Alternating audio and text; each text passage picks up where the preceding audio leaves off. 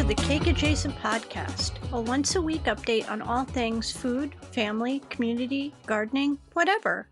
We call it SideCar.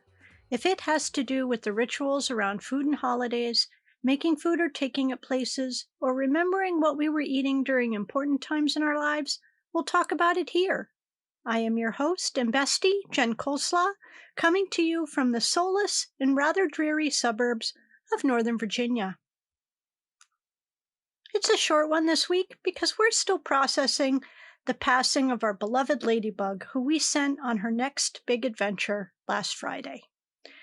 Thankfully, it's a busy week here with a workshop I'm presenting on Wednesday and a visit to a senior living facility for a totally analog talk about the environment on Thursday.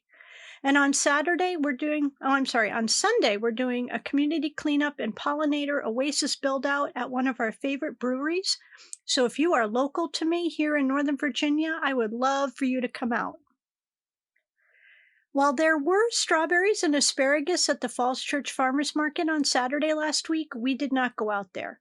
We just did not have the bandwidth after Friday, and it was freezing cold. So maybe we'll see who has strawberries this weekend. And these are strawberries that are grown in a hoop house that is protected and maybe even warmed up a little bit. We won't actually get out in the open strawberries for another month or so. I think the earliest I've seen strawberries here has been around mid-April. We did go to a bakery on Saturday, though. A bakery that has been targeted by some right-wing nut jobs for being kind to an almost 3-year-old peaceful Black Lives Matter vigil that takes place every week where our favorite farmers market is. I will tell you more about this story next week, but we went there to spend some money because they had to close for several days and hire security because of what was going on. And so we got a pecan pie and an orange pound cake and some cookies, and oh my God, I am pretty sure that the pecan pie is the very best pecan pie I've ever had in my life. And both my mother and my mother-in-law make really good pecan pies, but this one was so good. Anyway, if you want to look up the bakery and the trouble that it's had, it's called the Red Truck Bakery, and it's the Warrenton location. But let's go ahead and do our food holidays for the week so I don't get behind. Today, Monday, is Coconut Torte Day, which I guess is like a pie, like coconut cream if you wanted. And if I was going to make a coconut torte, I would totally make the crust out of macadamia nuts and butter, I'll tell you what. Today is also Napping Day, and it's Veteran Canine Appreciation Day. And while I am firmly on the side of ACAB these days, I do not count canines as cops because they don't choose that life. And I'm sure all you nerds know that tomorrow, March 14th, is Pie Day, but did you know that it's also Potato Chip Day? My favorite potato chips are the Lay's lightly salted ruffled potato chips, but I also thoroughly enjoy any brand of salt and vinegar potato chips, and then that is about the extent of my stunt potato chip. I find those kettle chips to be way too crunchy, and I don't like fake cheese on my chips. I don't like crab seasoning on my chips. I don't like any other nonsense on my chips but salt and maybe vinegar. It's also Equal Pay Day. And today we remember that women continue to make 83% of what men make for the same jobs, and if they were paid the same, it would be over $500 billion into the pockets of women in the United States alone. That almost every single industry, women are paid less for the same jobs, and that the wage gap affects women's savings, ultimately leading to an income gap during retirement. And that one I feel. Because even though I currently make a little bit more than Ben does, mostly because I have more education, I did not get into a retirement scheme early enough in my career. And therefore, I will not have the same kind of retirement that Ben will have. So I better keep him around. Anyway, this day lumps in all women in the United States, but women of color are far more screwed over by the pay gap than white women are. It's also International Save a Spider Day, which is every day in this house unless you're Ben, who is afraid of spiders. I love spiders, but I wish they ate wall moths and stink bugs because I hate those. Finally, today is also International Day of Action for Rivers, and I would say a good way to celebrate that is to pledge not to pour motor oil down the storm drain, to stop using single-use plastic crap, and to back off your use of fertilizer on your lawn and garden. That's a really good start. And let me know if you need any more suggestions. Wednesday, the 15th of March, is of course the Ides of March, so do be careful around people who you think are your friends who are really just going to fucking stab you in the back. I mean, you might deserve it for all I know. I'm just saying, beware. Ides of March. It's also Pears Helene Day, and if you don't know what Pears Helene is, it's a dessert made with Bosc pears, which are poached in a chocolate sauce and served with vanilla ice cream. Now, there are variations, of course, because this dessert's been around for 100 years. Some people like to use different kinds of pears. Some people like to make the sauce more cinnamony and use honey. And some people use custard instead of ice cream. But I can tell you that I cannot say I have ever seen Pears Helene on a menu anywhere. And even though I'm pretty sure I mentioned this last week during last week's food holidays, it seems it is also Peanut Butter Lovers Day again on this day. But I'm absolutely not going to complain because I love peanut butter. I love Skippy. Super Chunky is my favorite peanut butter. Thursday, the 16th, is Panda Day. And I know what you're thinking, but no, not for eating. Honestly, you people. It's also National Artichoke Hearts Day, which is fine, but I probably won't celebrate it because I don't even know how to deal with an artichoke heart unless it comes out of a jar, and then it just tastes like vinegar, so whatever. It's also Black Press Day, and I try to celebrate that every day of the year. I follow and read so many brilliant Black journalists and writers, and I am smarter because of it. I suggest you do the same. I'm still so mad at MSNBC for firing Tiffany Cross from her Saturday morning show. I keep hoping she gets another better opportunity because she is one of the smartest women I know.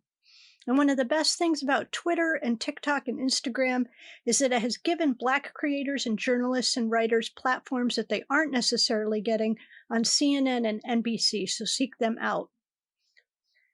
Honestly, you consider how many mediocre people there are on mainstream media, and then you see all of these incredible writers and journalists of color, and you have to wonder, like, what is going on? Anyway. Friday, the 17th of March, is St. Patrick's Day, as I'm sure you know, and my calendar claims it is Corned Beef and Cabbage Day, but I'll tell you, I am not a big fan. I remember, though, that we used to have something called a daisy ham on St. Patrick's Day instead of corned beef. You might know a daisy ham as a Boston butt, a pork shoulder, a daisy butt, a smoked shoulder butt, a shoulder butt, rolled shoulder pork, or a cottage ham. And it came in like in a roll wrapped in plastic. So it was like all mushed together. And my mother basically would boil it in our Le Creuset pot with cabbage and carrots. I don't think anything else. And I have no idea why we had that instead of corned beef, but it was probably because it was cheaper. My father's parents were from Northern Ireland, and they were not Catholic. So we always wore orange as well as green on St. Patrick's Day. I ordered some Maltesers to celebrate, even though they are not specifically Irish, but I certainly love them. It's also Doctor-Patient Trust Day, which reminds me that Jen and I really need to finish our medical gaslighting agenda episode that we started. Saturday, March 18th, is Oatmeal Cookie Day, and I found a recipe that Jen and I are going to try together that is oatmeal-based, and I'm not going to give too much away, but I will share that recipe with you when we record that episode next week. It's also Corn Dog Day, and I never had corn dogs growing up, but when Ben and I were dating, and I was living in Rhode Island and he was living in Virginia, we were taking turns driving to one another's place. We would always stop, of course, on the New Jersey Turnpike, and there are a few Nathan's hot dog places there, and they have these things called corn dog nuggets, and I am totally a convert. It's also Global Recycling Day, and honestly, I could do a whole side podcast just about the greenwashing in the recycling industry because there's so much of it that's just absolute bullshit. I mean, yes, definitely recycle your paper and your cardboard and your glass and metal cans and even your plastic bottles. But remember when you were taught the three R's: reduce, reuse, recycle? There's a reason why recycle is the last one, because it's the worst one.